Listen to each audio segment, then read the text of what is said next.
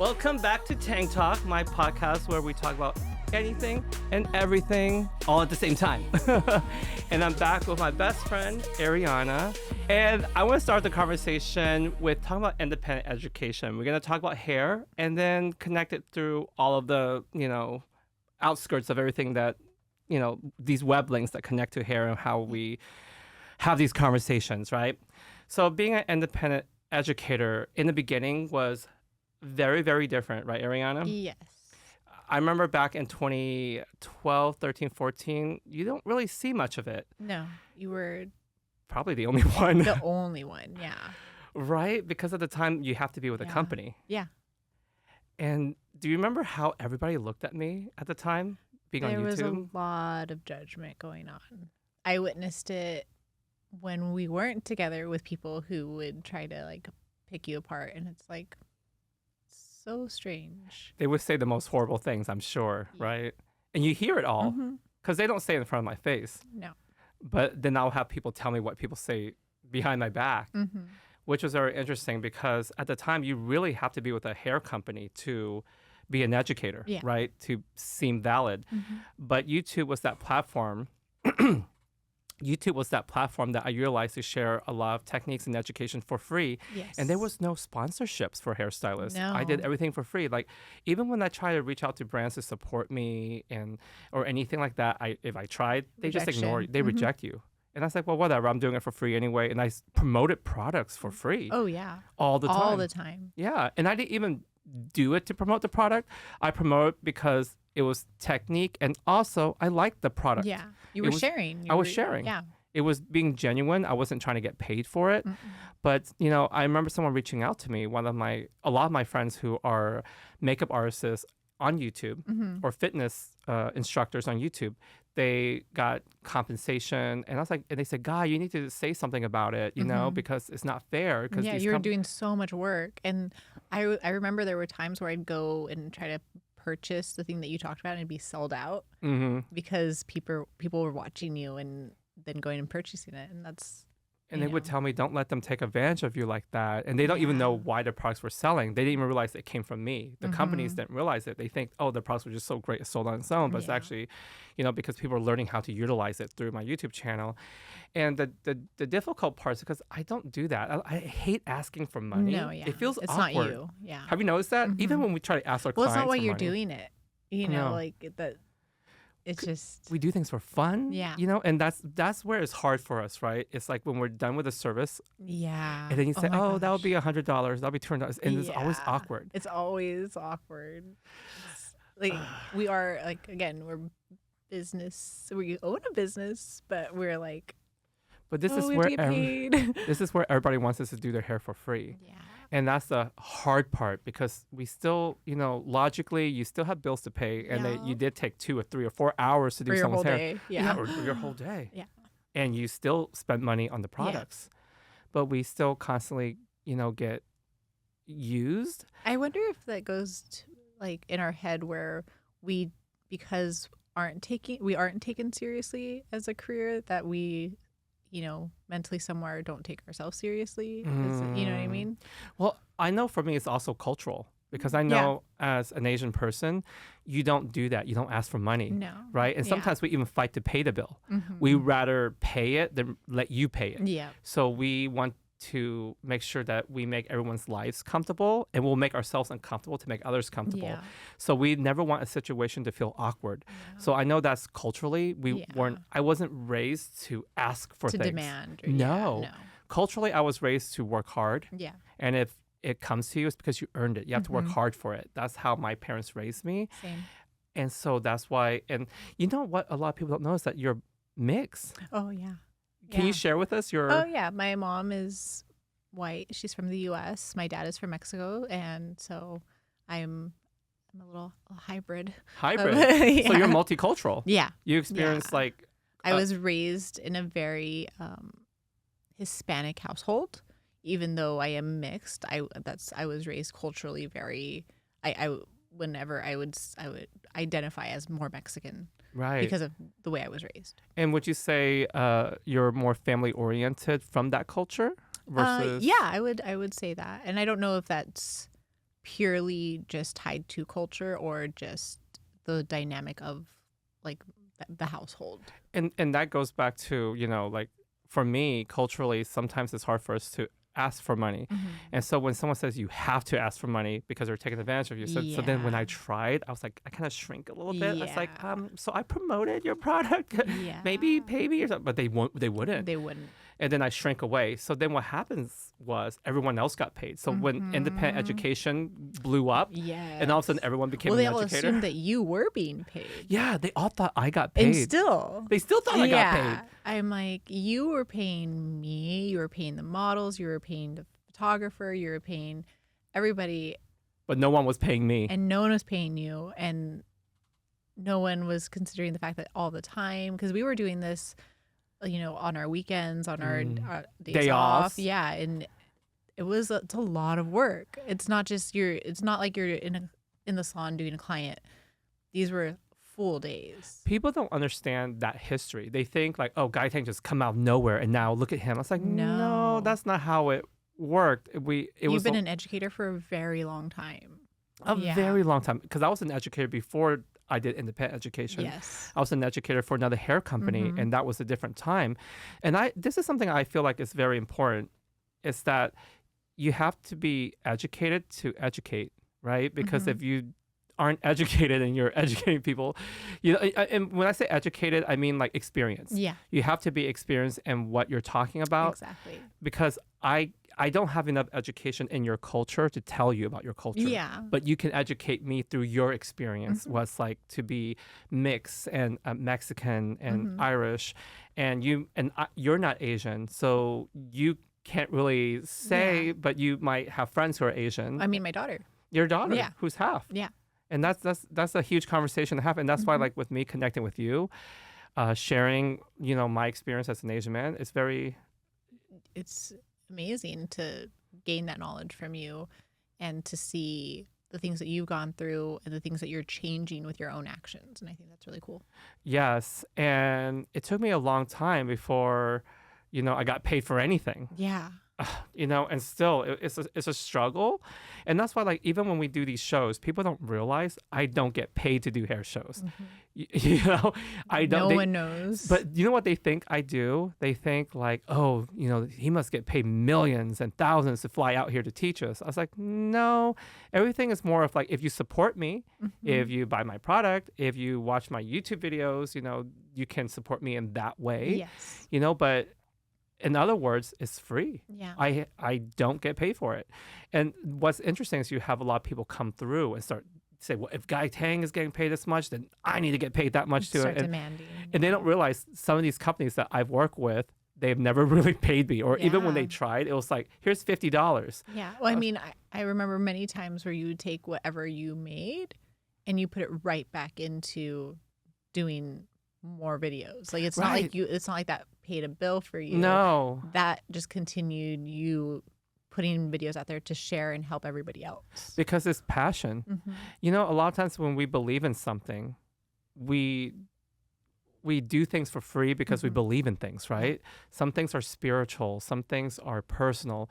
We do things because it's very personal to us on a personal level, So that's why it's like, with everyone thinking that I had it easy, and that's not the case. You still don't have it easy. No. You're the first in so many ways, and being the first comes with taking the brunt of everybody's criticism and all of that. And it's hard as a friend to watch a lot of times because I'm like, just don't do it. Don't do it. I don't want you to get hurt. Because it's hurtful. Yeah. Because I would take all these risks, but it's risks that I have to take to be authentic to myself. Yeah.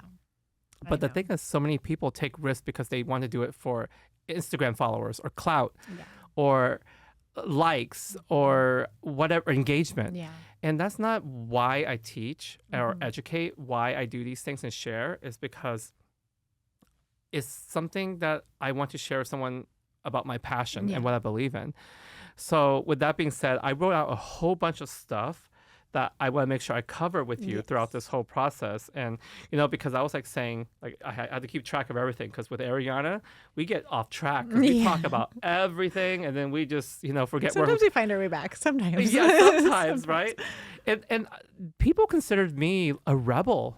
Have you noticed that? Yeah. And especially in the beginning. Yeah, I think you were finding this new way of going about educating that made a lot of people uncomfortable because it wasn't fitting their norm or what they Status quo and stuff like it's something they couldn't control. Yeah. Like I was a wild card to them. Like Yeah. what's happening here? And it was, I remember doing the first show with you, and again, I've already known you as your guy, you're my friend, we do these videos and we have a good time, we have conversations, not realizing how the rest of the community saw you. And so seeing people like running onto the stage, and that was a wild experience. And I'm sure for people who were second guessing you and making fun of you, that must have been a crazy experience for them too, because here they were making fun of you and look at your success. You know what's interesting? So I remember when I was an educator for this hair company back 15 years ago, we were at a training, we were at an event, and we were out eating dinner. And they were making fun of my YouTube videos and then making fun of how I talk. And they were also making fun of my music stuff. So I used to go on my YouTube and sing. I'll just sit there in front of, of my computer and just film me singing to the camera. I would sing Christmas carols. I would sing like Mariah songs or some, R&B track, whatever. And then they would play it and laugh at me. And I just remember they would mock me singing because I wore like a Santa hat while I was singing. I remember that video. You remember that it one? was cute. Yeah. I was being festive. Yeah. And look at what I'm doing now. I'm making music videos. I have 6 albums. I mean, it's really funny how people will laugh at you, and then all of a sudden when they see you kind of grow into fruition, then all of a sudden they know you. But some of these people are making fun of me from the start, but then all of a sudden, oh, we were friends. Oh, we're friends now. Now you know me. Okay. But you were making fun of me 15 years ago. Yeah, you didn't believe in me. But it happens, what's interesting is I find that it does happen to a lot of, people that I admire, that you admire. I saw it happen to Lady Gaga. She talked about it in an interview. Mariah, when I read her book. A lot of times when you have a dream and you dream something so much bigger, people can't fathom. They could never dream that big. No, because they don't think it's possible. And what's interesting is I didn't even think it was possible because I wasn't trying to go anywhere. Yeah, well, and that's the thing. It's like the purpose of why you're doing something, because people can't understand, wait, you did that and you aren't getting paid? Yeah. You're doing that for what for what reason? Because that's apparently the only reason a lot of people do things. Is to get paid. Yeah. Because not everything is about getting paid. Some things are very spiritual. Yeah. Sometimes you do things because it's purposeful, it's meaningful, right? But a lot of people, that's the thing. It goes back to like I do things for passion and purpose versus, and then money comes naturally. Yeah. I think too, when you started educating and creating the videos, you share everything. You don't keep secrets. You don't hide things. You share everything. And a lot of people can't understand that because they don't do that. No. They share, okay, here's my first step, here's my third step, and then I'm done. Right. And you're like, but what was everything in between? And you were sharing everything. And it kind of normalized it. So then all of a sudden now it's so normalized to see everyone sharing techniques, right? But 10 years ago, it wasn't like that. Yeah. We came a long ways. The formulation part that we talked about in part 1, that's such an important part of education, and a lot of people won't share their formulas. No, they gatekeep it. Yeah. They don't want to share their recipe. And I'm over here showing people how to create rose gold. This is how I mixed it. This is how I mix it. I'm pouring right now. Like I'm showing everyone. And it's so funny because it goes back to that insecurity. People want to, have the secret recipe and why clients are coming to them. But the thing is that you can't be insecure about the recipe also, because sometimes it's also about the technique, the client, the starting level and the client. Yeah, there's so many variables to it. And that's why when people always ask, that's like, well, it depends on the level. What level are you starting with? Are you starting on level 1 black hair, or level 5 brown hair, or level 8? Everything is different with formulations. So, but I always share my formula, and I'll talk about the starting level. And I even share the time it takes. Sometimes it takes 8 hours, 12 hours, 13 hours. And the crazy thing was I got shamed when I told people it took 8 hours. Do you remember that? They got mad at me. Yeah. Because it's like, oh, that's not realistic expectations. He's telling everyone to, 8-hour appointments are normal. And I was like, well, when you're working on dark Asian hair that is like this thick and this long and level and 1 that dark, and 2, yeah. and they want to be platinum blonde, you can't rush that. You can't rush Yeah. it. And I realize a lot of people don't realize that because they haven't worked on hair that type. And they don't understand, sometimes you have to pre-tone and sometimes you have to dry tone the hair because we're so used to wet toning the hair. Yes. And there's nothing wrong with wet toning because I do that too sometimes. Yeah.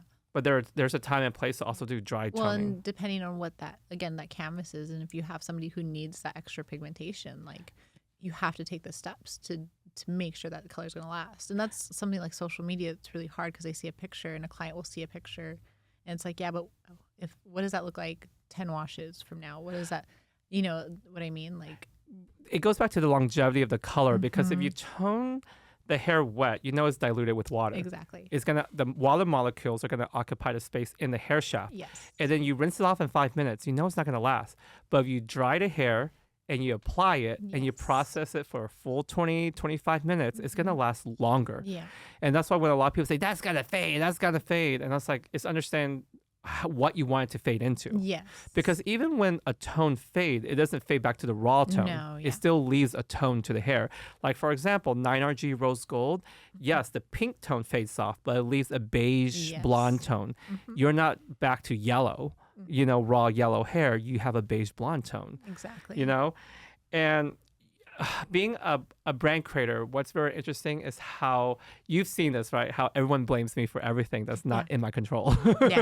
Everything. I think a lot of people, and a lot of times, like, how would you know unless you're experiencing it, right? Yeah. But I think a lot of people think you're like filling the tubes, boxing it up, and driving and dropping it off at like the store for yourself. Yeah. That is not what's happening. Like, a lot of things are not in my control, like the distribution partners, none of that, the ship that has the product on it, carrying the cargo ships. I'm talking about none of that's on you. The business aspect of it. We have a corporation that handles the business conversations. Also, like the lab and the manufacturing plant. There's so many parts to it. There's so many parts, and when during 2020, we know that there was a shortage in supply. Yes. Everywhere, not only with our brand, but there's a shortage with across the board, everywhere. Toilet paper. Yeah. You remember that, right? There's no toilet paper. Yeah. We couldn't get anything anywhere. We couldn't get Lysol. I know. Anywhere. And, when we couldn't get a shade, people think I didn't care about, he's only making music. He doesn't care about. It's like, I don't. You care the most. I care the most. Your face is on it. Everyone can turn to you and you're the person to blame, not realizing that there's 200 other faces that are all everyone's trying. Yeah, because of course I want you to buy the product. I want you to use the product. Yeah, and I wish everybody knew how much I care because I don't sleep. I don't have enough sleep because I'm sitting here making sure I answer all the questions but I have to work on my mental health and everything. And of course, when I release music, it has nothing to do, he doesn't care. He's only making music. I was like, you do realize even hairstylists go to the gym, they go to the bar, they go have parties, they go to the movies, they go have dinners. Honestly, though, even when we're on set of the music videos, you are still answering questions. You're still doing you're still working. You cut, answer questions. Then you go back.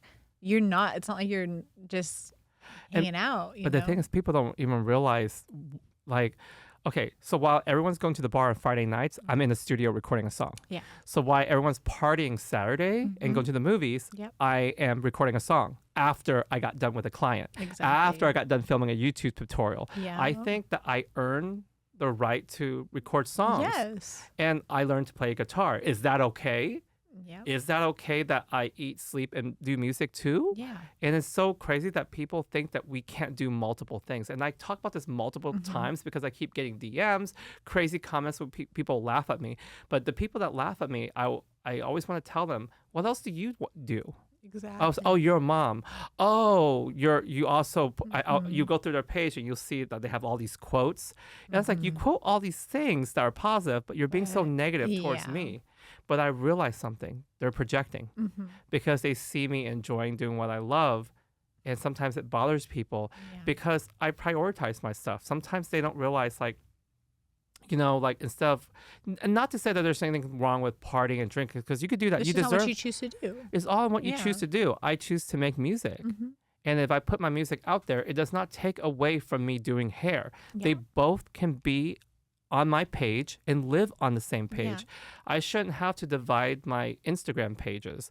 And I know some people say, like, you got to have a personal page and a business page and a fun page. I was like, there's Threads, there's Twitter, there's TikTok, And at the end of the day, like, personal, like, what we do behind the chair and what you do with your music, those are both personal things. Yeah, Like, and they're all art. It's all art. It's, I share my daughter, and that's important to me. And hopefully if you follow me, then you like me for me and they like you for you.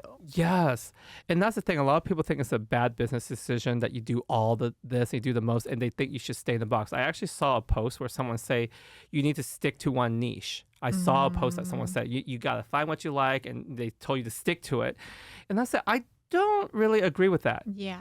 Because if I never studied photography, I wouldn't know how to take pictures of hair.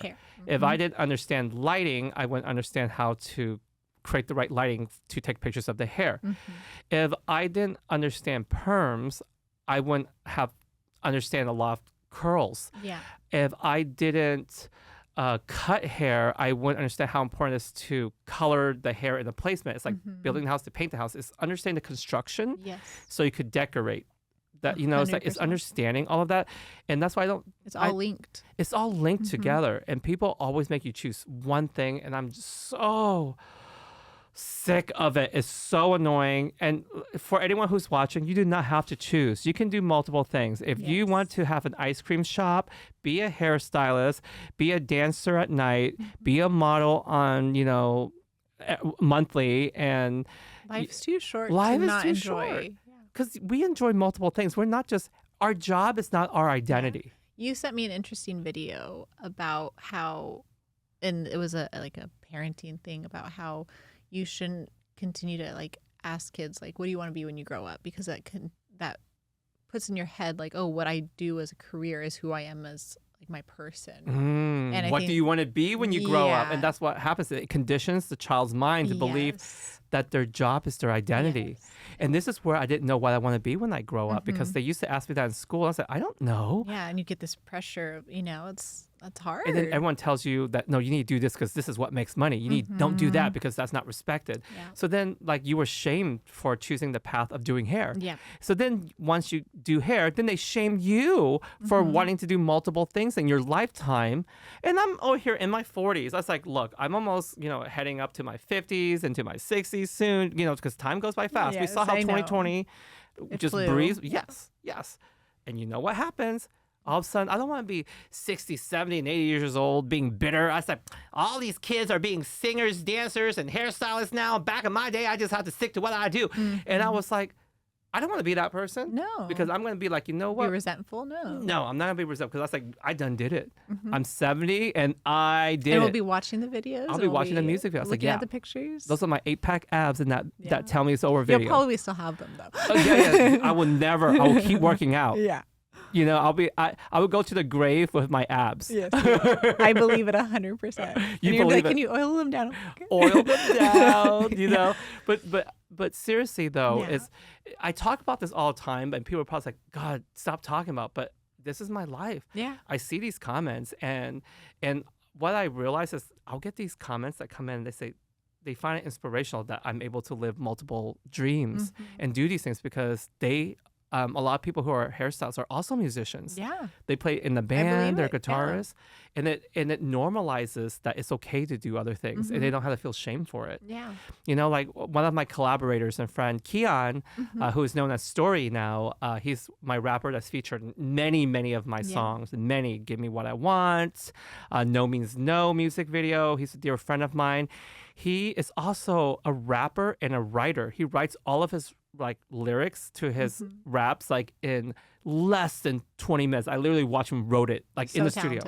So talented. And I go when I saw him, I literally stumbled across his Facebook page by accident because someone posted it or something and it landed on my, the algorithm. Yeah. I literally reached out to him. I was like, I want to collaborate. I want you to be on my song. How cool is that? Right? And had he have not put out music and stuck to hair, we wouldn't have collabed on a beautiful song and a masterpiece. And we've worked on 5 songs now? Yeah. And that's what I'm saying. Why would you limit your potential by staying in the box? No, You shouldn't do that. you shouldn't. And we're talking about how words matter, right? There's so many words that we use in the beauty industry that means multiple things. Yes. Such as the word bleach. Yes. And we were told never to use the word bleach. Have you noticed that? Yeah. It's lightener. Yes. But when you go overseas, they're like, what is lightener? Yeah. It's bleach. They only know bleach. Yeah. You go to Europe, you go to Asia, they just call it bleach. Mm-hmm. So as a global educator, I realized I can't say lightener because they don't know what I'm saying. Yes. And then in the US, we're trained not to say bleach because it's a bad word, but it is bleach. Yeah. So technically, we're taught to cover up what something is, Yes. so it sounds safer. Mm-hmm. So we are disguising something so people aren't afraid, Yeah.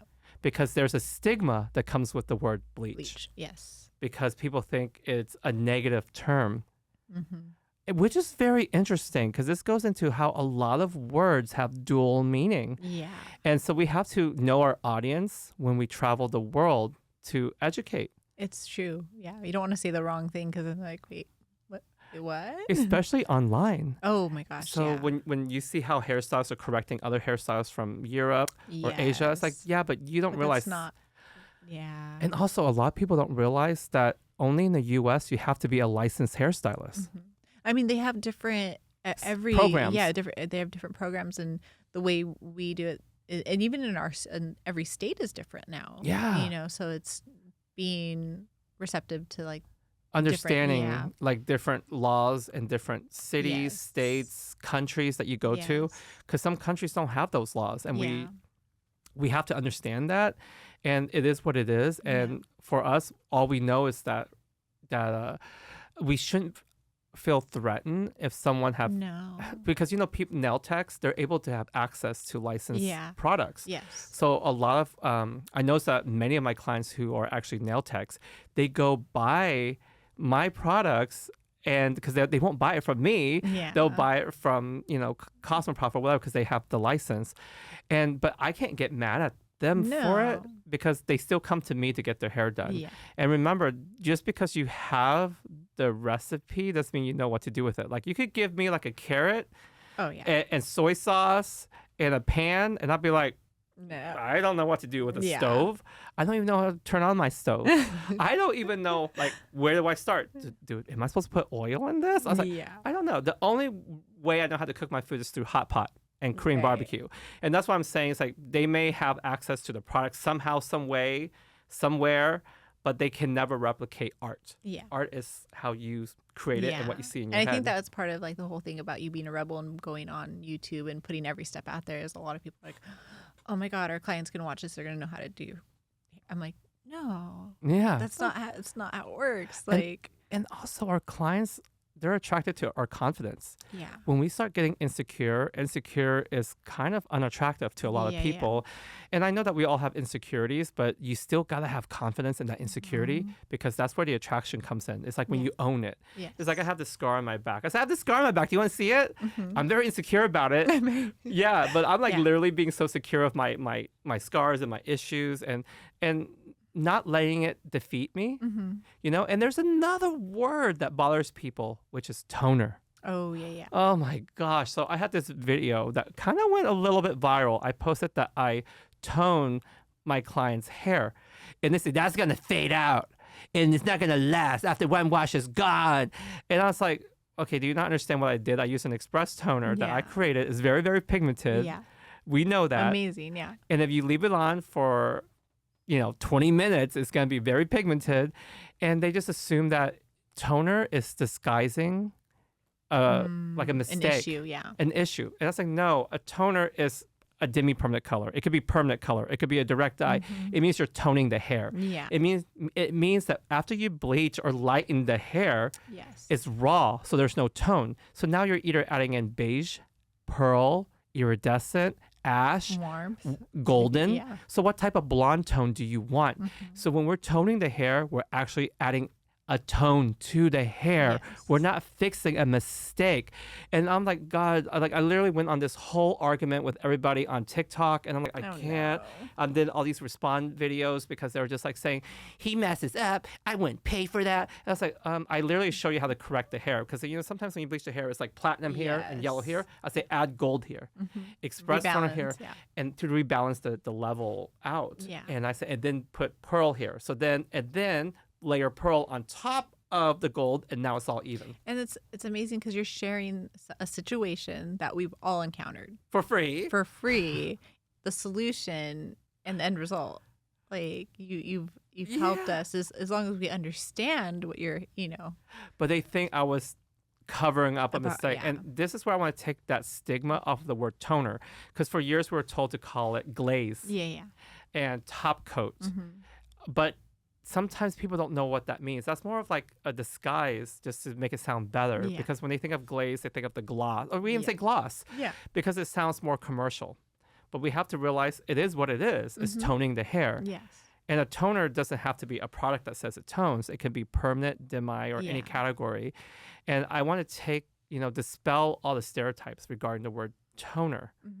Have you ever had issues with the word toner? I think a lot of times a client will be, oh, what are we doing now? And I'm like, oh, we're going to tone the hair. Oh, what does that mean? I think as long as we're like being honest with our clients about, okay, well, this is how it works. When we bleach the hair, we go through these levels of, orange, lighter orange, yellow, and explain to them. So now that we're here, we have an even canvas. Now we're painting that canvas. You know what I mean? Right. It's just being honest. And it's so many ways to describe it, but if we say glaze or top coat in some other countries, they might not know what that means. Yeah. They don't know yet. You have to be very direct in other countries because they learn it by the book. It's like, this is bleach, this is tone. Yes. This is then there's like, sometimes language barrier in different ways. So we're toning the hair, and there's nothing wrong with that. That's the next step of this process. And again, because of the stigma, if you say the word bleach, sometimes people try to call you out. Well, I recently taught a class for the US, and I know I said bleach. I know there's a part where I said bleach because I'm in the mindset of like, it is bleach. Yeah. And then I felt myself go, oh, lightener. And it was an interesting, like... You see how people switch. respond. Yeah. Well, it's almost like sometimes I'll just say both. I say lightener or bleach. Yeah. And there's many times on stage where I actually tell people, depends what country you're in, because I feel like that is a time for me to educate. Expand. Yeah. Right. Because I was like, we can educate things that aren't like technical basis, but talk about like why these names are different in different countries. In the word scissors versus shears. Yeah. So I was told it's not called scissors here in the U.S. So when I was traveling to Australia and New Zealand to do hair, and they say shears, they say shears are for sheeps. That's what they said to me. They said it's called scissors. And then this is when you have to realize that, how since we're American, we tend to we have this like, no, it's our way or no way is the American way. You know what I'm saying? One is what we're comfortable with. What we're comfortable with. But we have to realize when we travel outside, we have to know that people use different words to mean the same thing. Yeah. So understand that shears and scissors are interchangeable depending where you're at.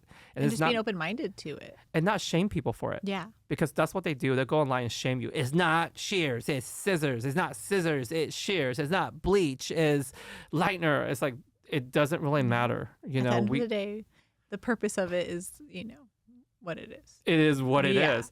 So this goes back to how so many words mean so many different things. So I wrote down all these things all these words that mean so many different things, such as the word hustle. Yeah. So we know in a dictionary, the word hustler means prostitute, right? Yeah. And when we use it, we talk about, oh, you're a go-getter, or it's a compliment because you got to hustle. You got places to go, right? But then at the same time, people use it negative when they're like, I don't want to be hustled. So they glamorize hustling people, but they don't want to get hustled. Yeah. And this is why I stay away from that word hustle, because there's such a negative connotation to it. And it depends who you're talking to and what it means. Because a lot of times, like, okay, where are you going? Why are you rushing? With the word hustle. And also, like, why are you forcing things to happen? And why are you hustling people? Because in the same time, they'll tell you to hustle to get where you need to be, Mm-hmm. they don't want to get hustled by someone.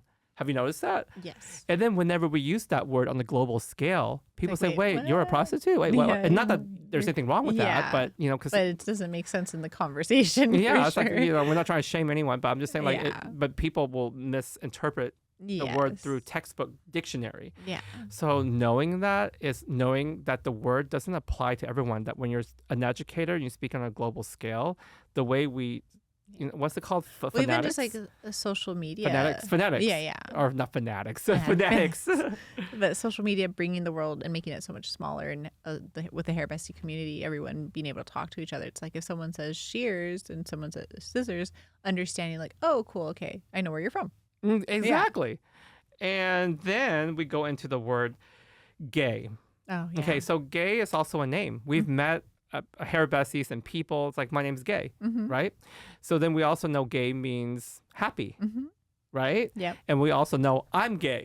Yes. As in the LGBT community. Yes. And then we also know in the 90s up to the 2000s, people used the word Yeah. gay negatively to mean something is stupid or weird. Like that, Mhm. they'll say that person is gay or whatever, you know, in a sentence. Yeah. And I remember, you know, all of my friends in Oklahoma, when I lived there with my brother, they all say it. I didn't know.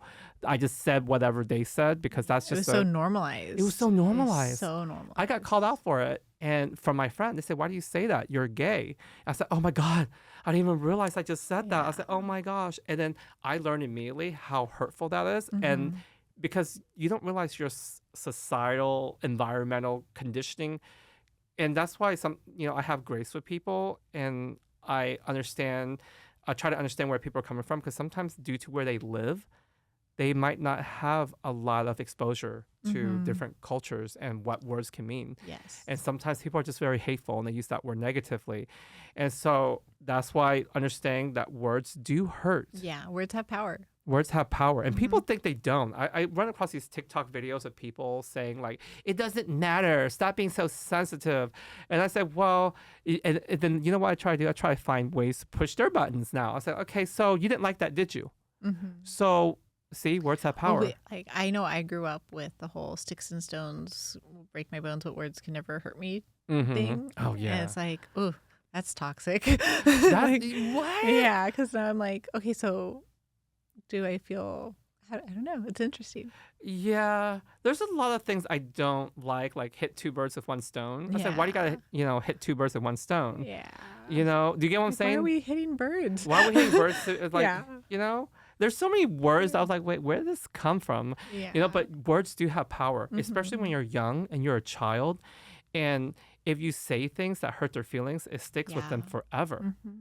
You know, and we think things are a joke, but they're not to a child. And I learned that because I was trying to joke with Poet, yeah. your daughter, and then I was just playing around with her, you know, as an adult, and just being playful. But I realized I really hurt her feelings, and now I will have to find some way to make it up to her. I know, because You know? and it's crazy because I know she's 2 years old, 2, but she does remember. she remembers. She remembers, and that's the, you know, she might not remember the exact thing later on, but she might Remember how it made her a feel. Yeah. She remembers the feeling, but she can't remember she what can't happened. pinpoint it, but she'll remember. Yeah, so it's interesting. I have to because make it up to her. We're the same way, though. We are, you Yeah. know.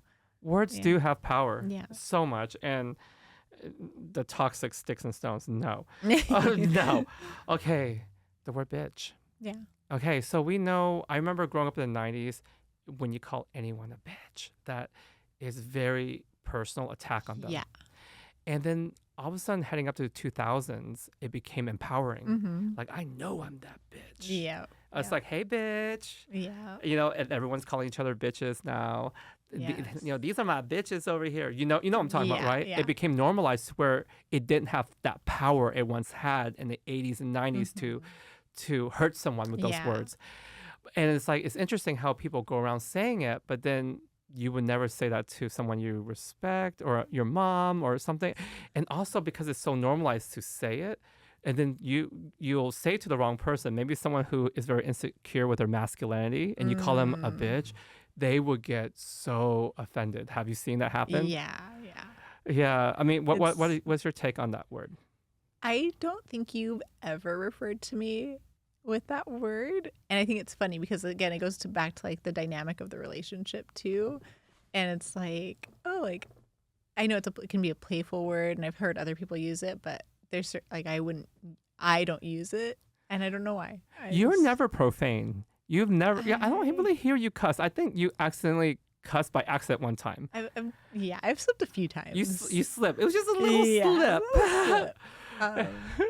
But yeah, it's an interesting. It's like I'm still not saying it right now. So yeah, you can't even say the words. Not saying it right now. The words is just too profane for you. There's situations, but and even with me saying it now, I'm whispering. I know, right? I because noticed I feel that. like I even did this. I shrink. It's like it's just safe to say because I don't want to be judged for it.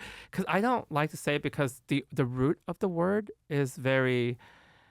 Is mean. Is meant to be dehumanizing. Yeah. Right. Yeah. It means to be offensive. So it's very rare you hear me say it. I mean, I have to be in the right. The sun, the moon, and stars have to align in a way to where the words will slip out my mouth. But I'm saying it now for educational purposes. And there's also the word cunt. Oh yeah. Yeah. Okay. So we know how offensive that word is. The see you next Tuesday. Yeah. Here in the States. But remember when we were in Australia? Yeah, it's totally fine. Yeah. It's like no big deal, and we're like. Everyone was saying it to each other. Yeah. All the models were calling each other that. And then they were trying to describe to me what it meant with the cunt or even cunty. Is meant to be endearing. Yeah. It means that you are sassy and fierce. And we're like, and I was like, we still really? don't say it. Yeah. So, but then I was like, I try to loosen up a little bit. And I try to like, what if, get used to saying it. This is the only time I can say it when I'm in Australia, right? I was like, can I say it? Then I felt weird. I felt like, no. Yeah, because we're so, through societal experience, I was like, there's going to be repercussions. Someone's going to film it, put it on Facebook or Instagram. And say, guy said, they won't understand the cultural environment experience. And then they'll be like, guy's a horrible person. He said the see you next Tuesday word. So, and then there's the word sick. Oh, yeah. Sick can mean you're sick. But sick can mean like that's sick. That's sick, yeah. Isn't that interesting? Yeah. So when a person is learning English, the word sick would mean something completely different to them. I'm like my dad, he was born and raised in Mexico and came here. And so even to this day, he's like, wait, what?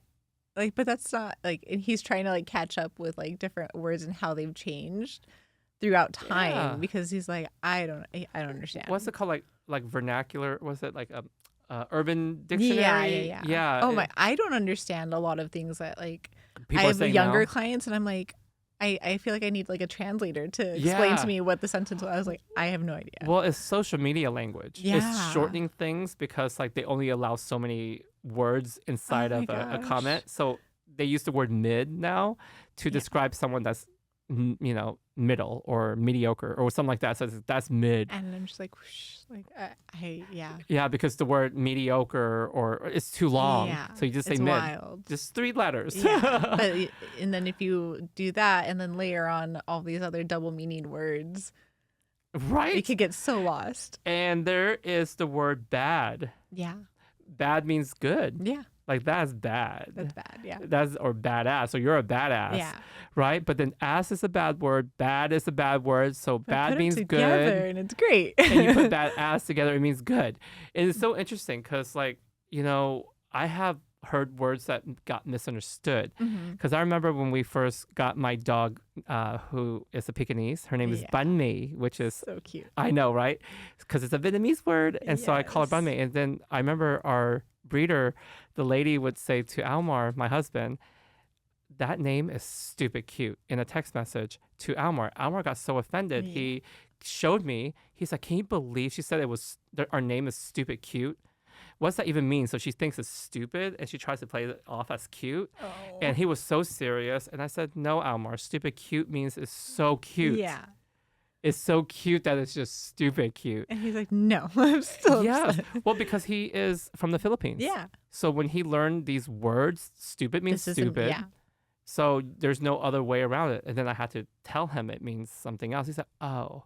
And then he felt better. And he felt better. Yeah. It is interesting what we learn.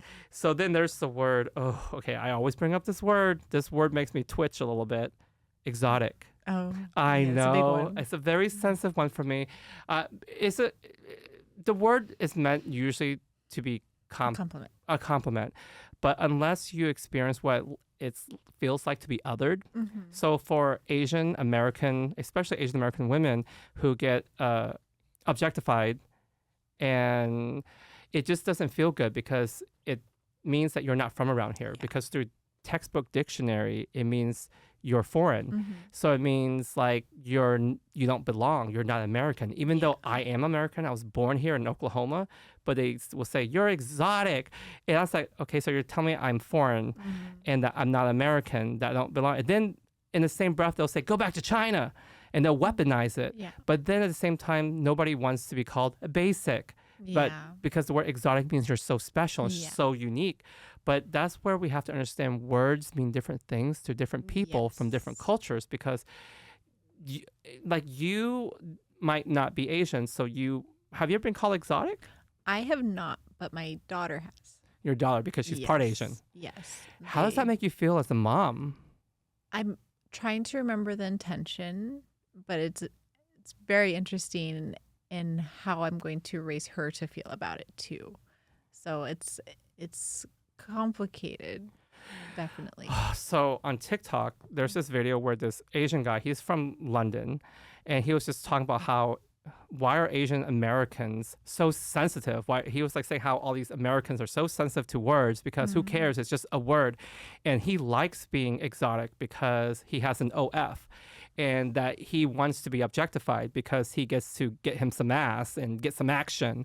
And I was like, so you like to be objectified because you get to monetize off of it, which goes back into the stereotype of being objectified. And a lot of people who do not want to be objectified and being othered and monetize off of something like that is considered very insulting and also harmful. Very harmful. You know? Very, very harmful. And until you're in that shoes of feeling othered and feeling like you don't belong, it's the worst feeling ever. So I always try to share with my friends who don't understand, because how many times have you heard people argue with me about that's not offensive? That's not offensive. I was like, well, because you don't want to be basic, but the word basic itself is not a bad word. But they don't want to be basic. They want to be different. They want fox eyes and all these things.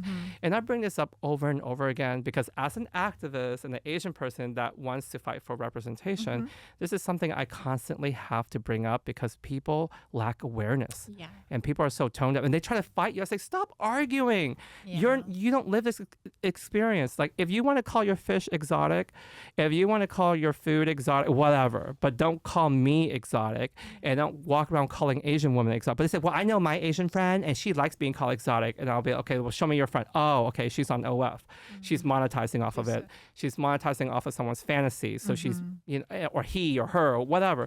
And that's what I'm saying. It's like, you can't base it off of your one Asian friend. You know, and you can tell I'm really passionate about this. Like, I'm already fired up. But it's an important conversation because people need to be aware. And just because somebody is saying they're okay with it, that doesn't mean everyone's okay with it. Like listen to people who those words hurt. You know, like for example, if someone called me let's say they call me the wrong pronoun, right? Because I don't get offended by it, but I have to understand my friends might be offended by it. So I have to be sensitive that this can hurt their feelings. It's about being aware and not being tone deaf and be aware of your environment to make it a safe space for people to feel comfortable. But then you have people that will tell you, oh, these Americans are so sensitive. And I said, what's wrong with being in touch with your sensitivity? Why is that a bad thing? Why is that a bad thing? And be aware that our experiences as Asian Americans are very different than your experience with being an Asian European. Right? So if someone's from Europe, they're not going to have the same oppressive experience that we have here because they grew up in a different environment. History, different things going on. Everybody is valid in how they feel of their own personal, struggles and things like that. Just because someone like yourself might not experience it doesn't mean someone else doesn't experience that pain from that word. So not invalidating people, but learn from it and go like, you know what, maybe I shouldn't use these words on these people It's not that hard. But there they go again, being offended by words and making this, inconveniencing us to take off another vocabulary off the dictionary because now it's I was like, no, it's not that hard. You could use other words. Yeah. You know? Yeah. It's sometimes if you don't understand something, that doesn't mean you don't have to respect their choice. Right. Yeah. You know, and honestly, that kind of bothers me that poet, your daughter, gets called. It's kind of strange. It's almost objectifying. So, but that's a whole nother podcast, a whole nother conversation. That's deep. Yeah. All right. So then we have the word privilege. Yeah. And that's another thing that some people get offended by calling, even though it's a good word. It's a good word. Yeah, because the word privilege is actually, everybody wants it. Mm-hmm. Everybody wants to have privilege. Everybody wants to have access to a better, benefit. Anything that benefits them is a privilege, right? But it has been weaponized these past couple of years. And so it becomes offensive to certain groups and demographics of people. And so what I do is acknowledge the privileges I have as whether I'm a man or because we all have access to different types of privileges. Because when you look in a dictionary, it means you have the access to certain things that benefit you that other people don't. So such as your height or your skin or your ethnicity or your gender that gives you access to certain things that other genders don't. Is about acknowledging those privilege. Like, our friend Christy, she was like, tell me, you're a man, so you get to stand up and pee and you don't have to wait in the bathroom at the airport. Oh my gosh, yeah. Because you have to wait at the airport. Forever, yeah. And you see all the guys just, go in, go out. Go in, go out. So I was like, that's a privilege. It's not a bad word. And it could be hurtful. I get it because, when I every time I say it around my friends who weren't a person of color, they start twitching. I could tell. I was like, I'm having a conversation. It's not that deep. Yeah. So, but I try to understand where they're coming from and try to not use that word as much unless it's in context, you know? Exactly. It's, again, respecting people's feelings about the words that have power. And it actually has so many layers to it. There's like, it could tie to wealth. It could tie to your ableism. It can be tied to your gender. It could be tied to your race. It could be tied to your religion and where you're at, your location, the country that you are in a certain city, because there's different cultures and different countries, right, that experience different things. Exactly. So that's why it's like we have to understand that the world is more broader than we think. Yes. And these words mean different things to people globally. And yes, some things are more sensitive to us, but sometimes it's our time to really share and educate. It's like, this is why this is offensive to me, but be free to use it for what you want to use it for, but just know why it's offensive to me and in my experience. Have respect for other people. Yeah. Bottom line. Yeah. Just respect each other. It's like, just because you don't like to flush the toilet in your house, but when you're in my house, you need to flush the toilet. Yeah. Don't put your poop floating in the toilet. Flush it. Right? Yeah. It's the same thing. Like, when you're in my environment, respect my environment. Well, it's like I grew up in my house, we would wear our shoes. Exactly. And then I'm not here talking about poop. I know. Same. But going into other people's homes, I've learned, I take my shoes off in their home. It's not a big deal. But some people are bothered by that. Yeah. Have you seen it? Yeah. Because they go, why do I have to take off my shoes? That's so weird, right? You've seen it. And so then, because I came from the Asian culture, we always take off our shoes, right? So I remember trying to adopt that culture and tell people to take off their shoes when they come in my house. It made it so inconvenient for people. They said, why do I have to take off my shoes? Oh, my shoes are, Versace or whatever. They said, why do I have to take off my shoes or whatever? And I was like, well, because it's dirty. Yeah. This is my home, and please just understand. Respect that. Yeah. It's about respecting other people's homes and respecting other people's spaces, respecting other people's boundaries. Like, for example, like my Instagram page, people say, well, you're in a public platform, so I could post whatever I want about you on your page. And I was like going, yeah, but you're on my page. Yeah. And I can block you. And then it's interesting too, because it's like, if you saw me in person, would you say the things that you're brave enough to say online? No, they only say it behind the computer screen because they would never say. No, there's that safety where you don't see them. Yeah. And it's just It's like, Be no, respectful. be respectful Yeah. and understand where people come from. And the word conservative. Yeah. So, okay, you know what's funny about this word? I used to say that I am because I thought it meant like you're reserved or you're Yeah. shy.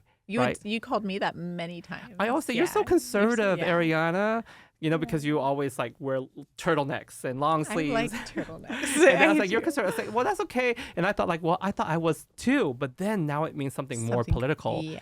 And I didn't know that. So I remember when I was going around saying it, people said, oh my God, there's no way you're gay and the stuff that you stand for. Are you sure? I was like, what do you mean? So now it's like, it's so interesting how the word conservative Something so different. means something so different. Yeah. And now you wouldn't call me that, right? No, because now I would have to say reservative. Yeah. So now I'm very reserved or shy versus the word conserve. But the word conserve means like you're conserving energy. There's so many layers. Yeah, conserve means so many different things. And now it's a word that means something completely Now we just stay away from it. So I'll stay away from it because I try to stay away from things that aren't within my conversation. Yeah, you know what I'm saying? Yeah. Because it's like I don't know what I don't know, but I do know, but I don't want to know. We're not sometimes. as informed. on Informed, certain yeah, things, because I might not, because those type of beliefs are not they're just different.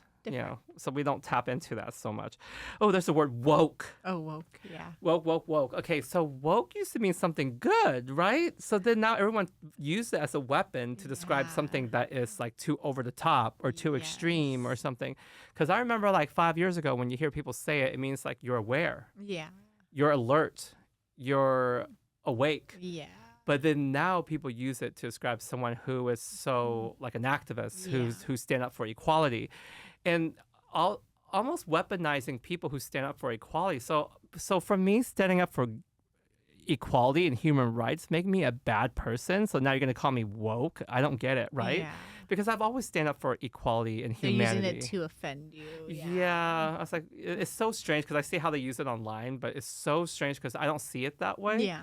But you've seen how people have used it to try to make a good word become a bad word. Yeah. Right? It happens a lot. All the time. Okay, there's the word basic, and we just got done talking about because basic means foundational. Yeah. The start. The basics. The basics. Yeah. But now the word basic means you're basic. Yeah. Like you're not enough or something. And that's like, you know what? I'm okay with being basic sometimes.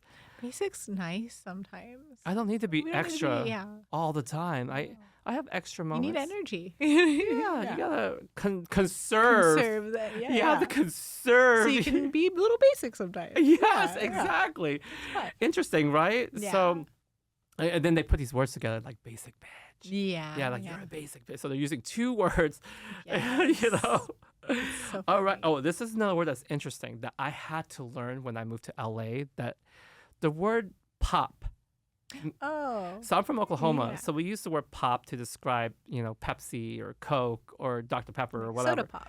Yeah. But when I moved to LA, people don't say pop. They say, a what? What's a pop? Not here. They meant, I meant soda. Yeah. And they're like, no, it's called soda. Yeah. And I was like, we're not that far apart. California's here on the map.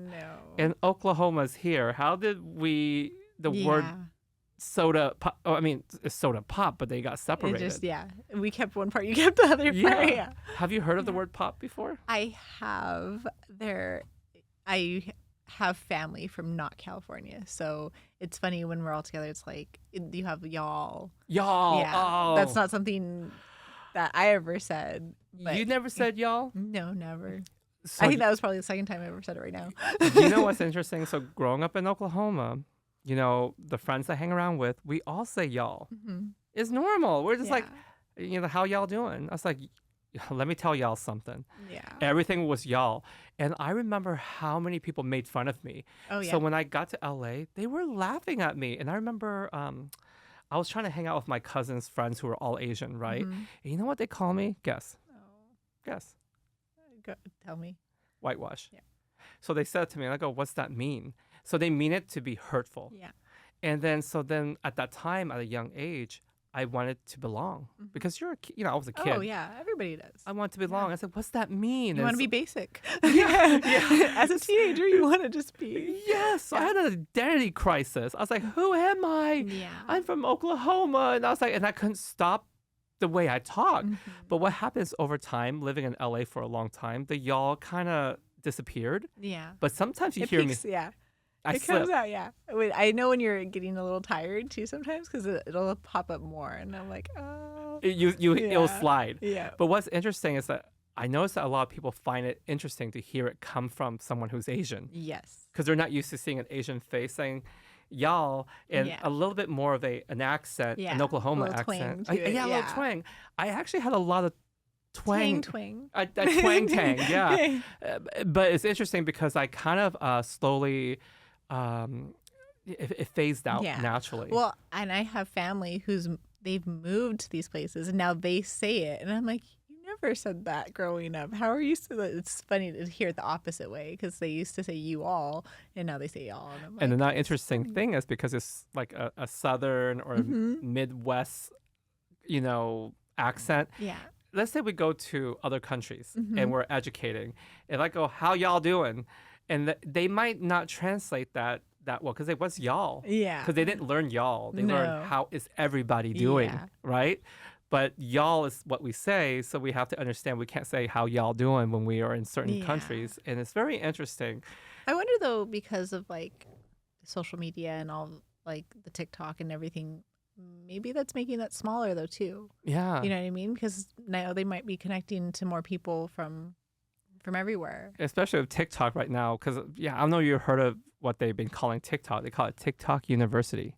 Oh. Have you heard of that? I think you've mentioned it. I'm not on TikTok. TikTok University. It means like you learn more on TikTok than you actually learn from school. Yeah. That's what they're saying but then my husband said that is false.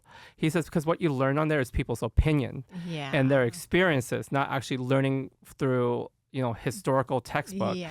And they're just reading stuff and hearing things. That's like they don't actually have hands-on experience. That's like what I like learning from TikTok. Okay, I think it's good balance to hear people's experiences, but it is hard when like a opinion becomes fact. Yeah, that's what my husband says because it's dangerous. I was like watching stuff where they say don't pour peroxide onto open wounds, but then we learned in the past to do it because it kills germs, and then TikTok say don't do it, and then I had to ask him because he's a nurse. He said, why are you watching this on TikTok? They don't know what they're doing. I'm a nurse.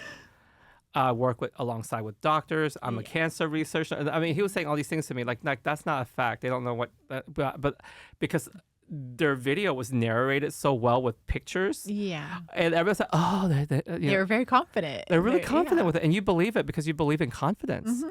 That says a lot. In why it's important for us to find that inner confidence within ourselves. Yes. Because when we're confident in ourselves, it also commands authority and respect. And when you are unsure of yourself, people are unsure of you too. Exactly. How could they believe in you if you're not believing in yourself? How can they love you if you don't love yourself? Right. How can they respect you if you don't respect yourself? Deep. That's some deep stuff, Yeah. Ariana. Well, you gotta think. It's sizzling. It's so deep. Part 3. Part 3. Okay, one of the things I have learned, someone said this to me when I was living in Oklahoma. She kept, a friend of mine, I see her and her boyfriend at the gym all the time. And she kept inviting me out to the clubs or a party. I said, no, I have to work. I have to work. She says, why do you always work? I said, because I have to work. I have to be there for my clients. I have, I got to make money. I got bills to pay, all these things. I was explaining to her. I was saying, and I love what I do. I have to work. And then I was trained mentally through my parents that if you don't work hard, what if this happens? You don't have this to back it up. You don't have security. And so because I came from being poor growing up, and my parents were juggling 3 jobs at the same time to help raise me, and at the time, I used to be so angry at my parents because I didn't understand why I couldn't have what the other kids have. Yeah. But growing up now as an adult, I realized my parents worked so hard to raise me, and they did everything they could to be the best parent for me, especially during the times of the 80s when I was a kid, because I was born in 1981. And this was after like the Vietnam War and all. There's lots of hatred towards Asian people because of the war times, and so they struggle with all of those things and through language barriers. And that's like, but they still managed to raise me, and so I had to understand that like even though I couldn't have what everyone else have, I have to, give so much respect and love to my parents, right? 100%. And I completely jumped off the topic, but she said to me, this girl, you work to live, not live to work. What are you doing? Yeah. And I was like going, and I never forget that. Yeah. Because sometimes we make our whole life about our work and our work becomes our identity. Yeah. And that's where we lose our identity. And it's so important that you work so you could live. Yeah. I think it's really hard for especially a hairstylist because there's that personal connection to it where we can end up being in the salon every day all the time, and as much as we do enjoy doing that, we also have to fuel ourselves in other ways, and it's got to be balanced. There's got to be balance. But that is a good saying, right? Yeah. And I always remember it. So now I always carry those words with me. Like, why am I doing this? Why? But in 2015 to 2020, during that era when You we were ignored it. I ignored it. It's like because you gotta give everything you have for this brand. Because I launched Mydentity, and I want everyone to know about it. I was excited about it. I want to share it. You're so proud of all the work you did, Yeah, and I couldn't stop because I said people need to know how incredible this brand is, and so I worked my ass off. We both did. We traveled the world, and it took a toll on our relationship with our partners. It took a toll on our relationship with ourselves. And that's when we realized we're being selfish to ourselves. But then it's hard because, people expect it from you and from us at the same time. And this is where I have to go back to, we do this so we get to live. But then you get shamed for living because you get shamed for doing music. You get shamed for doing things that make you happy. And I was like, no, how selfish of you not to let me do what makes me happy, Especially when you're constantly Giving. sharing. Because even when we do things, you're trying to respond. It goes back to like. Well, you can't run on an empty tank. You can't run without fuel. Your phone won't work without battery. You have to refuel. Recharge. You have to recharge. Like today, I didn't have my phone charger, and Ariana helped recharge me. Sometimes we have to validate our friends. Oh yeah. Sometimes that's all they need is a little validation. It doesn't hurt. Do you remember at the time I used to say the only validation you need is your parking validation? Do you remember that? Yeah. That was toxic positivity. See, we didn't even realize I didn't even realize that was horrible. But now, it literally took 2020 for me to realize, oh my God, that was so toxic. Yeah. Horrible.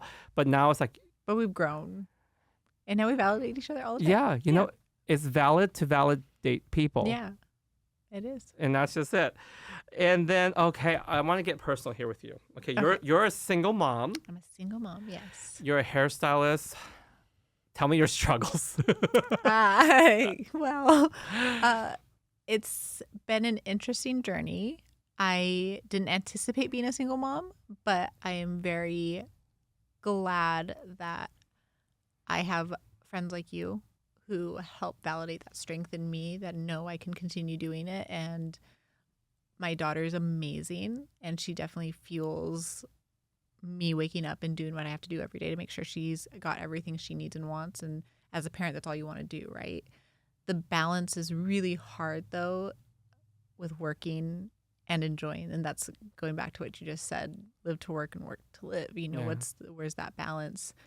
So it's terrible that I do work a lot, and because I want to give her the life that I want for her, but creating that time is so important because time goes by way too fast. Yeah, way too fast. Because I remember when Poe was first was first born, and then now we're like heading on to 3 years almost. Yeah, you're right. I know. Like she's a full opinionated little person. She's very opinionated. Yeah. She knows what she wants. She knows what she wants, and she's so smart, and I want to nurture that, and I want her to be this independent person, and I want her to see what she can do. I want to work and show her I'm happy with what I do, and I'm am accomplishing things, and I want her to know she can do the same. Well, I want you to know you're a great mom Oh, thank you. because I witnessed you. Thank you. And you're also a great friend. Thank you. And you're also a great person. Thank you. You're also a much. great hairstylist. Thank you. and a very great much. educator. I feel so valid right I now. know. Well, I'm I validating appreciate you, but that. it's true because I I really literally appreciate watch that. how much love and care you give to everyone. And Thank this you. is the part because you're so kind, people take advantage of your kindness. And they also think you're weak. They always feel sorry for you. So I literally notice how many people feel sorry for you, which I think is strange because I always saw the strength in you. Mhm. Ever since I met you, I was like, this girl's so talented. She is gifted. She is strong. I never once felt like I need to feel sorry for you. I've always felt like this girl, empowers me. I need her in my life, So it's interesting when I see people and they go like, oh, poor Ariana. Poor. I say, what? What? I was Yeah. like, how do you feel about that? I think it's because I am a quiet person, and people think they need to stand up for me because I'm a quiet person. But I can stand up for myself, and I know I'm a strong person. I just also choose when I need to do that. You know, You're a Scorpio. I am a Scorpio, and apparently there's a lot to that. Yes. So I don't know very much about it. I do. Yeah. A Scorpio is silent but deadly. Mm. You might not hear. Remember that joke I made about the silent but deadly? Yes, I do. And I mean it to be a jokester. Yeah, I didn't mean to yeah, hurt your no, feelings, no, but I said no, like never. like a silent and deadly fart type of thing. It Yes. means like you might not hear her, but she is fierce and she is powerful. I'll take that. I know your strength and I know how powerful you are, and I've never felt like you are weak. But Yeah. but when people feel that you're weak, do you understand where they're coming from, or do you think that's weird? I think it's weird to feel like I'm a weak person and feel bad for me and then make that the basis of a relationship, of a friendship. And how they treat you. Yeah, and how they treat me, because that's not a fair situation. I don't want to be felt sorry for. Yeah. I'm like, I'm good. I'm okay. I'm like, I have great friends. I have fun doing what I do. I have an amazing daughter. And, I remember people even said like, Guy treats Ariana so bad. I feel sorry for her. And I was like, what? they have no idea. They have no idea like Yeah. how close we are Yeah. and how much I believe in you. Mhm. I believe in you more than I believe in myself. You believe in me sometimes more than I believe in myself too. No, Yeah. but seriously, how many times Yeah. like Ariana, I trust you. Yeah. You're gonna tell me this is the direction, and I'm gonna believe you. Yeah. Because how many times have I fell? But yeah. you don't fall. Not usually. No. You never fall, but I fall. So when Ariana says this is what we're doing, it always works, and I feel safe with you. So it's just so interesting how people think like I mistreat you. Yeah. No, and I think it goes back to like not necessarily like broadcasting our friendship and everything, and kind of how people see you being maybe a more extroverted person and me being introverted and thinking they know the dynamic. Yeah. But yeah, it's an interesting. Even though they think I'm extroverted, but I'm actually introverted. It's so I'm like, interesting. we never go anywhere. we love being home. Yeah. We value being home because we Yeah. travel so much. Yes. In the past, like we're gone for every week. So that's why being home is a luxury. Yeah. Oh yeah. Being home is a luxury. And we appreciate it so much, you Yeah. know? And so with that being said, a lot of people feel like they need to save you and defend you because of a savior syndrome. Yeah. You know what I mean? Yes, I've seen that. What's that do to you? Like, and also vilify me in the same. Yeah. Yeah. Yeah. It's such a weird dynamic. Like, I don't understand. Yeah. I'm not going to do something I'm not comfortable with. And you have never asked me to do something that I wouldn't be comfortable with. Yeah. And we are a team.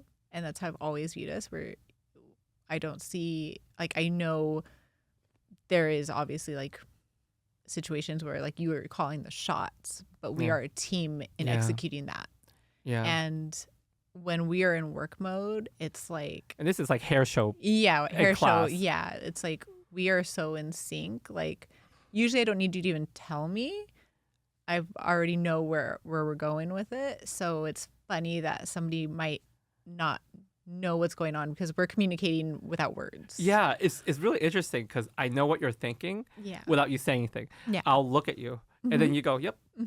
And we already know. Yeah. Because how many times we'll be on sets of music videos or work at a hair show, and then I'll just look at you. And then you go, and we already know. It's already, Nothing needs to be said. We already know. Yeah. And that's the interesting thing. It's like we've been together for so long. Yeah. What's crazy is that, I was just thinking, I have known you just as long as I've known Almar. Yeah. Around that same time, my around the same husband. time. I think right after is when we met. Yeah, Yeah. because I just met Almar like literally a month and a half. Because I believe it was October, November. I met him during like the fall, and then I saw you in January. Yeah. So literally like 2.5 months. Yeah. It's crazy. And you know who I've known the longest in LA? Ita, my client. Aww. I know her longer than I know Almar because she was my client. So when she came to her appointment last time, she said, correction, I know you longer than you and Almar and your husband. And I was like, she's like, no one's taking that. No. That's her title. And she's owning it. She says that that's one of the longest relationships she's had too. Because and she's like 85. So it kind of shows you that so many people, being around for that long, you realize a lot of relationship comes and go. Yeah. Well, at the end of the day, the connection that we have in the relationship we have, that's why we've worked together for so long. That's why we've been friends for so long. There are breakups from friendships and partners and stuff like that. And that's why it's true. A lot of things, they're hurtful. They don't last. And that's also why I wrote my song Reflect, because it's about reflecting back so you get to move forward.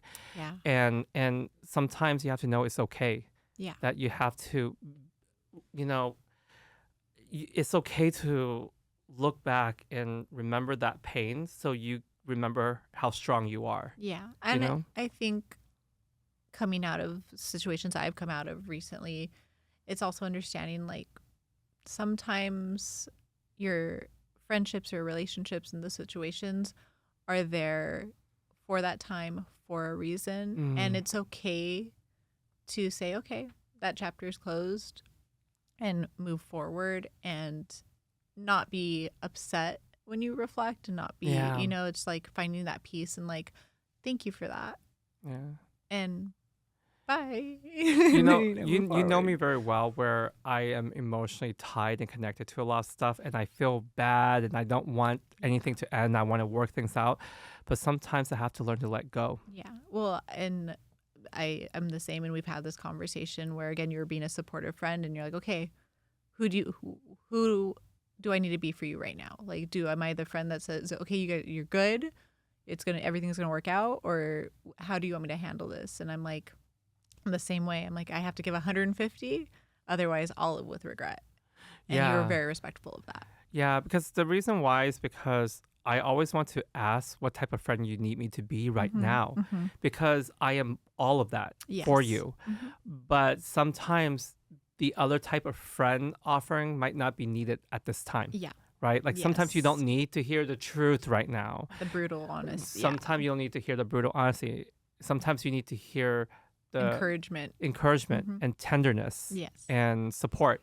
So I need to know, because sometimes we as humans, as friends, we think we're doing the right thing, but sometimes we could be doing the wrong thing as a friend. Well, and it's understanding that outside perspective versus being in the situation. It's and I respect that a lot, and I've learned a lot from that, and I'm able to apply that to other relationships too. Did you like it when I asked you what type of friend you want me to be for you at that moment? Yeah, I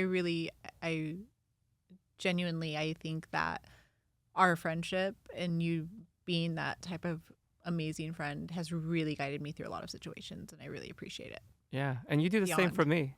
I want you to know that. How many times have I said, how am I supposed to live without you? I know. I have a song for Ariana, by the way. It's the Leanne Rhymes song. Yeah. You know which song? I know the song. How am I? Yeah. We do. That song, like, I was like, that's your song. And what's that? I Will Always Love You. Or what's the other song? There was a medley. Oh, I at Can't one Live point. Without Yeah, You. yeah, yeah, Oh, it's the Mariah Carey's rendition of Without You. Yeah. I Can't Live Without You. And that's the truth. And here we have fair weather friends. So I want to have this conversation because a lot of times we have friends who are only there for the good times. But when the times gets rough, where are they? Right? Yes. And then we also have the friends who are only there during the bad times because they want to hear all the bad things that happen to you because it makes them feel good about themselves, because when they hear all these tragedies that happen to you, they go, oh, my life is not so bad. Yes. You know those, the toxic friends. So there's like one end of the spectrum and the other end of the spectrum. So it's like, this is very toxic. I believe a true friend would be there for you through the ups and the downs, not just when the times are good and when the times are bad, just so you can benefit off of the bad. Yes. Right? And I think genuinely supporting those people in those situations rather than maybe gaslighting somebody when they're feeling down or not understanding their perspective of things. Because me and you, we could go to Universal Studios at Disneyland and have fun and laugh, the happy times. And then we have cried to each other. I've cried on your shoulder. You have cried on mine. You've seen me melt down a few times. Same. Yeah. And guess what? We were there for each other through both times. And we hear each other and we validate those dark times and help each other through them. Because some people like to be toxic positive. Yes. Like, oh, the sun still shines tomorrow. Well, at least you're still able to walk. Well, at least you're still alive. Like, all of the talk. It's like, no, we just need to be validated. Yes. You're like, I'm alive, but I'm hurting right now. So can we talk about that and work through it? Yeah. And this is the whole thing. I posted this thing on TikTok about toxic positivity. And a lot of people thought like how horrible that is because you need to be more positive in life. But I said, but you need to also acknowledge the issues so you can find a solution to solve the problem, to see the light, to be positive. You can't ignore it. It's like, yeah, but you need to tell your friend that there's another day. I was like, no, that's not what your friend needs right now. Yeah, exactly. And, I had a friend that was going through a lot over the weekend, and she called me up and she cried and she confided in me. And all it took was me validating her feelings. And she thanked me for it. And at the end, she laughed. Yeah. She said, thank you. You turned it around. I turned it around and it became positive because I validated her negative experience in life or whatever that it is that she's going through. That hurt. That hurt. I validated her pain. She was so happy that it became positive. That's how you turn a negative into a positive. But when you invalidate people, what happens is they internalize that negativity. They disguise it with a mask. They feel worse, They cover up what they're really feeling with happiness and joy.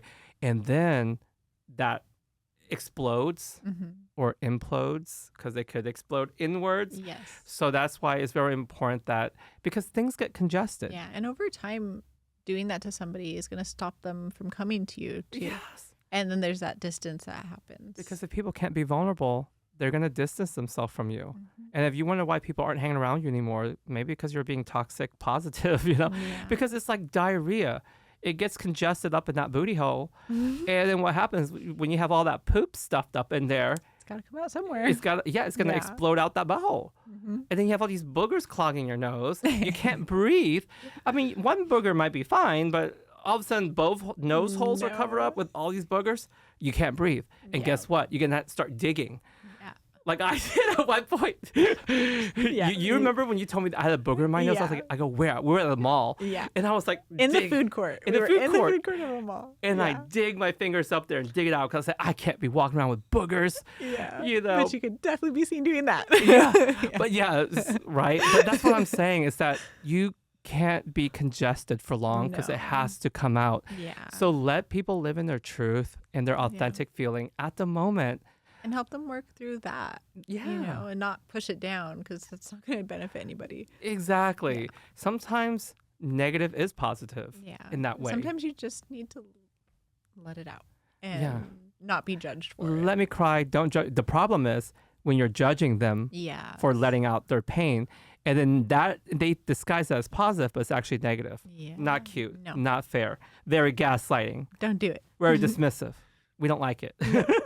Not approved. And people tell you to love yourself, right? Yeah. And then when you finally do, Then it's an issue. then it's an issue. Yeah. And this happens on social media all the time. I remember he's like, oh, you love yourself. And then whenever I'm sitting here feeling myself and I'm working the camera, oh my God, he's such a narcissist. He's so conceited. He's so full of himself. I was like, but you told me to love myself. And we should really normalize loving ourselves. Yes. Have you ever had that situation? People tell you to love yourself, but not too much. Yeah. It's interesting being a single mom and having to feed myself, as in like doing something for me, but then being viewed as a bad mom if I'm not like doting on my daughter every single moment of every day, right? And my daughter is my priority, but I also know that I can't be a good mom if I'm not okay too. So there's that situation where I'm like, oh, okay, so if I take a picture of me with a friend at dinner, I'm a bad mom. And it's like, why? You know what's annoying is that when you post something, people take it so personal. I was like, okay, I posted that I was eating dinner, and then you have clients like, but why are you working? Or I posted that I was out celebrating something, and people will be like, why aren't you doing hair? Yeah. It's like that constant. But you're like, I'm loving myself right now. I'm giving me my time. Yeah. So that I can be my best. Because I know that like it's me and my daughter all the time. We have our conversations. She's this little person. But there's times where like being here with you, I'm having an adult conversation that makes me be a better mom because I'm learning from you and we're talking through things so I can pass it to her. And also expressing yourself, because you need to ventilate and have conversations.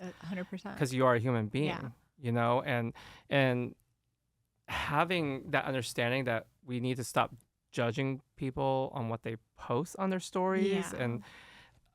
And also sometimes when I post stuff, it's not happening at the moment. Yeah. I post something that I took a picture of maybe a week ago. I do the same thing. I'm like, oh, we went to Disneyland, but I was living in the moment. And then I was like, oh, that's a cute picture. I want to share that.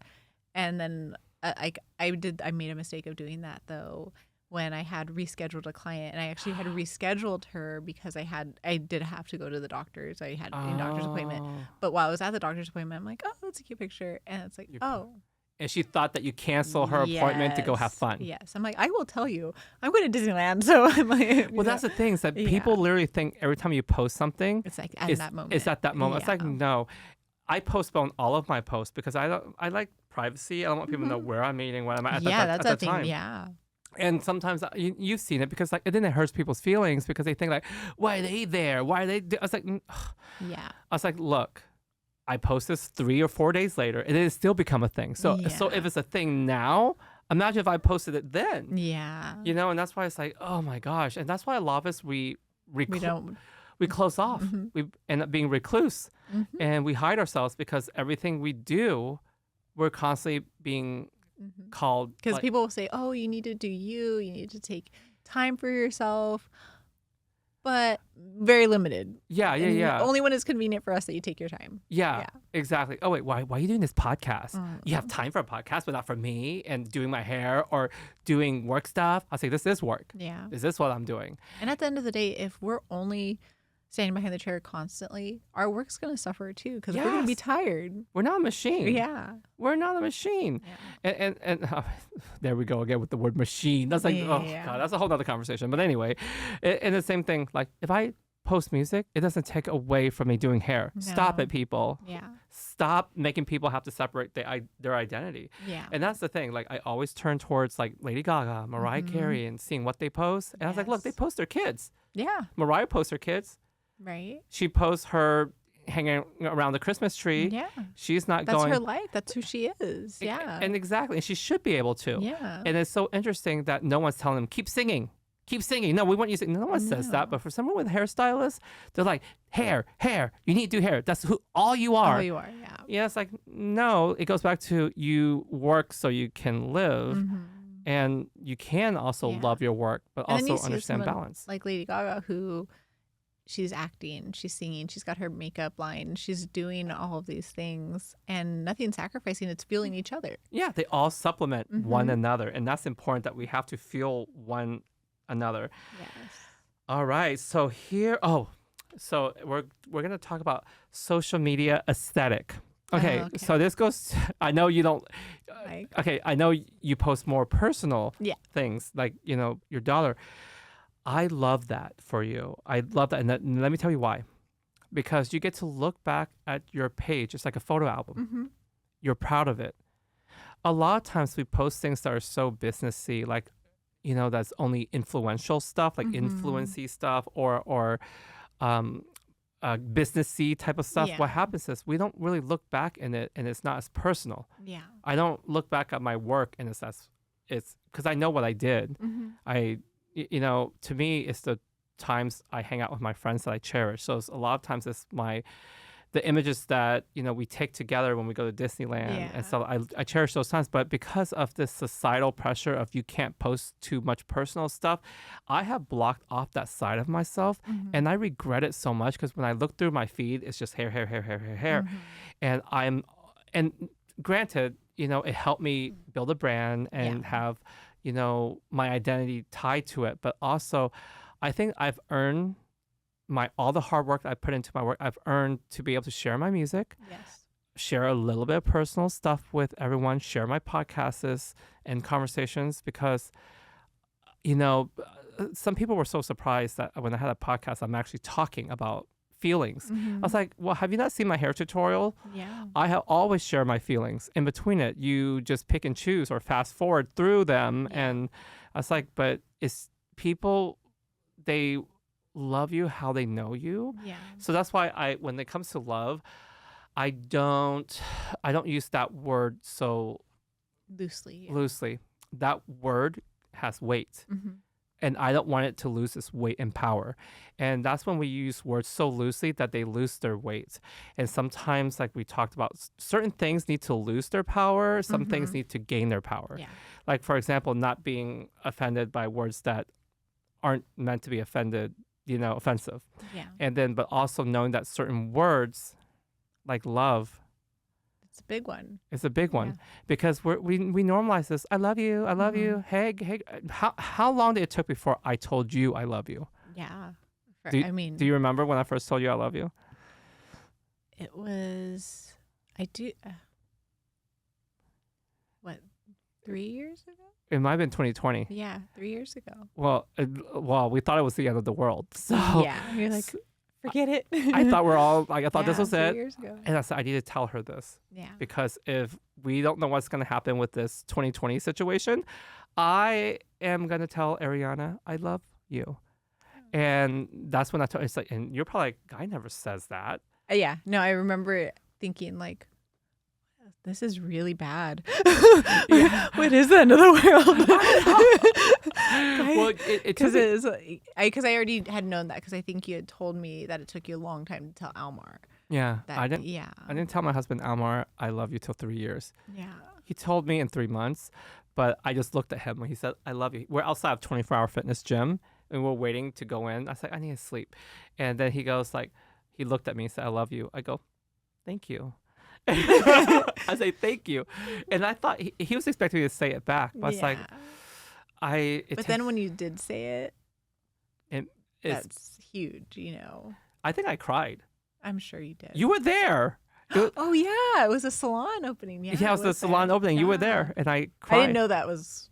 I didn't know, but I did see it. Yeah. Yeah, and I cried. I was shampooing your hair. yeah, Yeah. and I cried. I was crying, and I couldn't stop crying because love hurts. Yeah. I have only romantically genuinely loved another person, which was my ex-girlfriend, and we were together for 10 years. And I was like, I remember I said, I don't know if I'll ever love anyone again, because I gave all my love to her, and I hurt her because I wasn't true to myself and my identity. So when I let her go, I don't think I can ever love again. So meeting Almar, I was like, I don't know if this is love yet. And I have to, it has to feel like safe and feel right. Mm-hmm.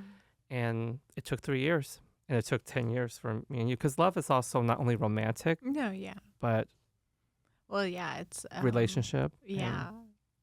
It's a very complex thing, and there's like loving yourself, and then there's loving others, and then like for me, like having my daughter, I'm like, oh, this is love.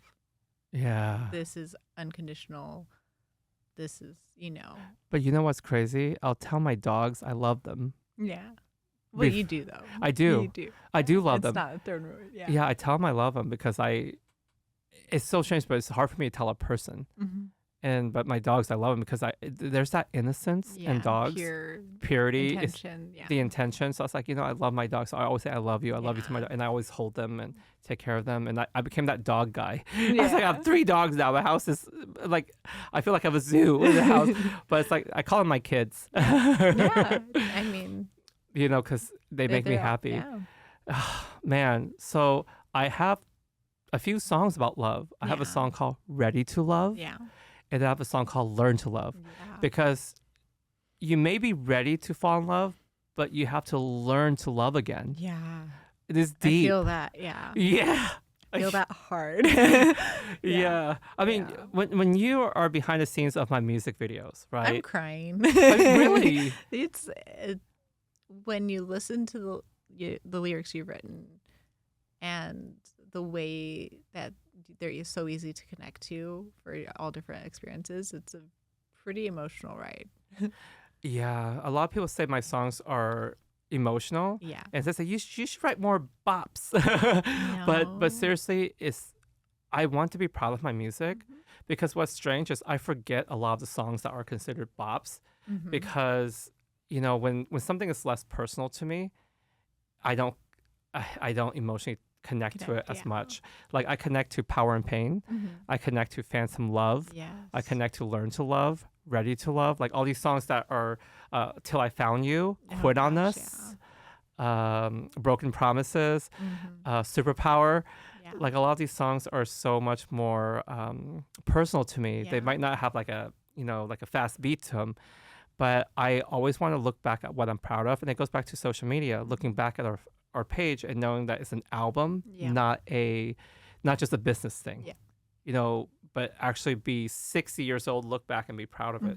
But it makes me wonder, like, is Instagram going to be there forever? We don't know. I mean, look what happened to MySpace. Look what happened to so many of these apps. They kind of become come and go. They come and go, like Vine and stuff. So that's why it's like, So I want to be honest with who I am and that's who I am, Well, because a lot of people change their identity to be loved by an audience on social media. They start becoming a character or a caricature to survive on social media. So that way they can have fans. But once they grow an audience, then they get burnt out with who they are and they're trying to be themselves and they lost their identity within that character they portrayed. Yeah. We've seen this. Yeah. Over and over. Over and over again. We've seen people burn out and then all of a sudden somehow they get canceled later because they were playing a character that was very offensive. Yeah. So that's why I say, like, be your authentic self and in a way that you won't regret it later. Yeah. You want to look back and be proud of who you are and whatever you put out. Yeah. But it goes back to that hustle mentality. Everyone's trying to get places. But what do you do when you get there? Yeah. Because everybody wants the elevator to success. They don't want to take the stairs. No. They don't want to climb. They just want to go bloop and be there. But then once you get there, you realize there is this plateau. Where do you go from here? Yeah. And sometimes when you get there, you also realize how lonely it is. Yeah. And that's why. It's not what you thought it was going to be. No, because a lot of times when people say goals, I want to be this, I want to be that, it's like, it's not what you think it is. Yeah. And that's why you see so many, people who are very, very famous, they have a lot of, They're the loneliest people. And mental health situation is serious. Oh, 100%. It's interesting when I post pictures of me and my husband, Almar, that it offends people. They know I am, but they don't actually want to see it. Right? They don't actually want to see us hold hands. They don't want to see us kiss because it makes them uncomfortable. And then they let you know, unfollow. I'm unfollowing you because you're posting yourself being gay. They say, we're okay with the idea, but we don't want to see it. Do you know what I'm talking about? It's You've so seen disappointing. It's so disappointing because, and then in the same breath, they'll say, I love you. They say, I love you, but I don't need to see this. I was like, no, you do not love me. Yeah. Don't tell me you love me. It just makes me like so cranky. Yes. So I actually have a song called Two-Way Mirror, and the lyric says, don't tell me you love me when you only see all that you want me to be. And it says all those things. That's why that song is very personal to me, because a lot of times people, it's a two-way mirror. Yeah. They love you for themselves. They love you because it's a reflection of what benefits them, but they can't see through that two-way mirror to actually see you as a person on the other side of the mirror. So when I came up with a concept for my song Two-Way Mirror, and I wrote this song with Daryl and my friend AJ, my producer, we wrote this song together, and I was like, I want to write about this, and because it's about the stuff that we go through with social media, and people that tell you they love you, but they don't really know you. Because when you truly love someone, you wouldn't do that. No, you wouldn't put them through that pain. You love them for being who they are, and that's why I realized, like, you know what? If you're gonna unfollow me, unfollow. Want you to, right? Don't be here. Don't be here, because you're telling me to be someone I'm not. You're telling me to pretend that I'm not a gay man, and I can't show the person I love because it makes you uncomfortable. It's not fair to me. No, that's not. That's just, it's wrong on so many levels. And then to use that, it's that word love. It's yeah. I love you. I love Almar, and I love to see you guys together. And I love you. Yeah. And it took us 13 years to get here. Yeah. And now we're like, yes, no, this is real. We know why we're using it and why we're here. So LOVE. Love. And here, and that's the end of this podcast conversation. We covered it all. We did it. We did it. And you know what, Ariana, I want you to come back and do more podcasts. I mean, this is our second one already. Right. But we want you, I was a we, but it is we, because as always, we're a team. Yeah. And I can't wait to have you back and join us with a few more friends, maybe. Cool. How do you feel about that? Let's do it. I'm excited. So make sure you click thumbs up, subscribe, like, leave all the comments below. Make sure you follow Ariana. Give her some love and leave your comments below on, if any of the topics we talk about resonates with you, if you connect with any of the conversations. I like to have a conversation with you, and maybe a topic that we haven't discussed yet that maybe we should, because I like to cover every topic. And that's what this podcast is about. It's about everything anything, all at once. And check out my music on Spotify, Apple Music, iTunes, all that stuff, Amazon Music, YouTube. And I'm working on a new album coming soon. And I can't wait for you to hear it. They're very deep, and it's my most I even wrote a song for you. I'm so excited. Yeah, you heard it. I let you heard it. Yeah. You liked it, right? Yes, I love it. I love LOV. I'm using it. I actually love it. And you're like, this song sounds very different coming from you guys. Yeah. I know. I can't wait for the world to hear it. Yeah. Well, I mean, that's how much I love you. I wrote a song about you. I thought about you do you know how long? Okay, when you're in a music studio, first of all, it can take 2 months, sometimes 3 to finish it, because there's mixing, mastering, writing, producing, and making sure that the sequence, and also come out with concepts for harmonies. Yeah.